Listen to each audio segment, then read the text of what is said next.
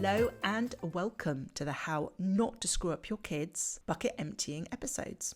I'm your host, Dr Maryhan, psychologist, parenting expert, and author of the How Not to Screw Up Your Kids, a practical guide to parenting. So the intro episode, I told you a little bit about what these episodes are going to be about, but what do we mean by bucket emptying? So let me remind you, if you're already aware of the bucket resource, and if you're not, and this is the first time, then hopefully you'll find it a really, really helpful resource. So in essence, we all have a bucket. It's not a real bucket, it's a metaphorical bucket.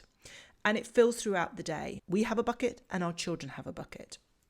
And what usually happens is we don't notice that our bucket has been filled or is filling until that last drop of water goes into the bucket and the water overflows and we get explosion, big emotion, whatever that might be. Fear, anxiety, anger, frustration, annoyance, tears. So part of it is really being really mindful for ourselves as parents and adults, but also for our children so that they become mindful about what are the things that fill their bucket.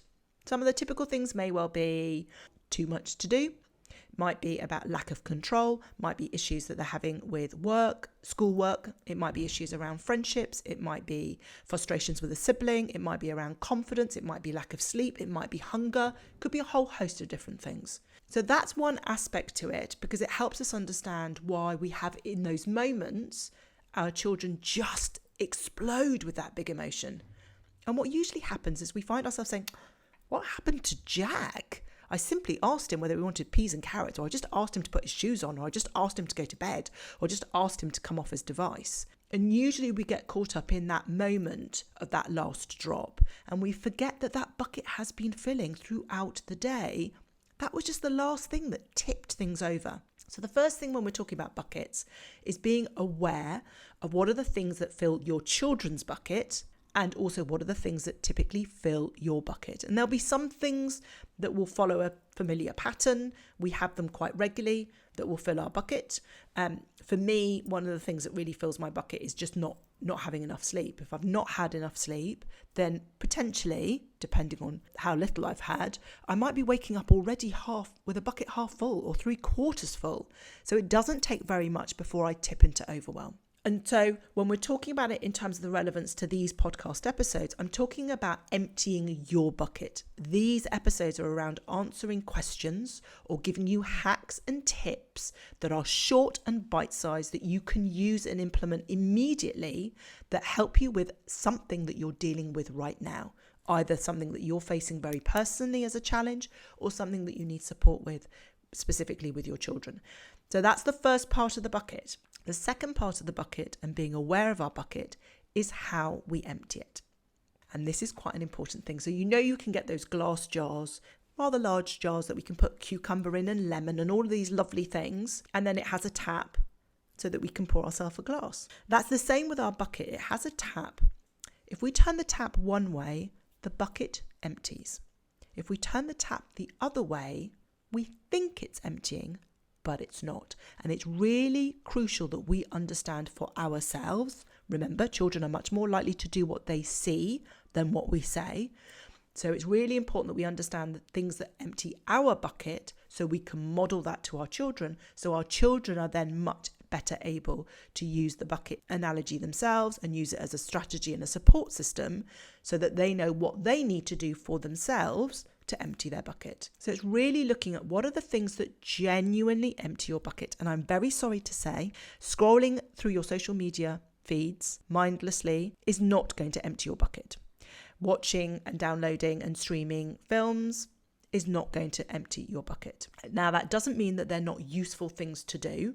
Of course they are. We get pleasure from those. But we have to understand that if we think we're emptying our bucket because we've spent an hour, 2 hours scrolling through our feed, what we will find is we've simply pressed pause. We've numbed that. We've quietened all of that stuff that's going on. But the level at which of our bucket is full remains the same. So being aware of the things, so it may well be for some people, it might be exercise, it might be fresh air, it might be having a conversation with a friend, it might be doing something creative, it might be cooking, it might be gardening, it might be going for a walk. Whatever it is, it's about knowing what empties your bucket, or reading.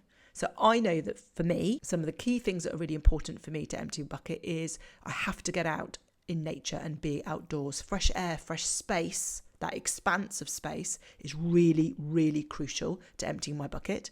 And slightly embarrassed to say, but it is absolutely true, cup of coffee empties my bucket. I'm not a very pleasant person to be around if I haven't had my cup of coffee and I haven't been out in some fresh air. So it's being able to recognise I'm a big fan of journaling. I'm a big fan of doing yoga in the morning. These are the things that I'm aware that empty my bucket. Now, if I don't do any of those, for whatever reasons, because of circumstance for a day, it's not an issue. But if I don't do it for more than a day, I don't do them for 2 days in a row, it's a big issue. My ability to navigate things, my ability to show up as a parent and to show up in so many other aspects of what I do with life is massively affected by that. I'm much more likely to be snappy, short-tempered, make poor choices. So the whole purpose of these episodes is to be part of that bucket draining process by offering some bite-sized advice, some hacks, and answering your questions. But I'm a really big believer in the bucket resource, so we will also make the bucket resource available to you. As usual, you head over to my free resource library, www.drmaryhan.com/library, where all you need to do is pop in your email address and you'll get access not only to the bucket resource, but all the other free resources across all my other podcasts. As ever, if you have enjoyed this episode, and particularly for those of you that are joining us for the first time in our new bite-size slots and also on YouTube, then I would love it if you could review and rate and follow this podcast so that others can find us and we can spread the love. So until next time.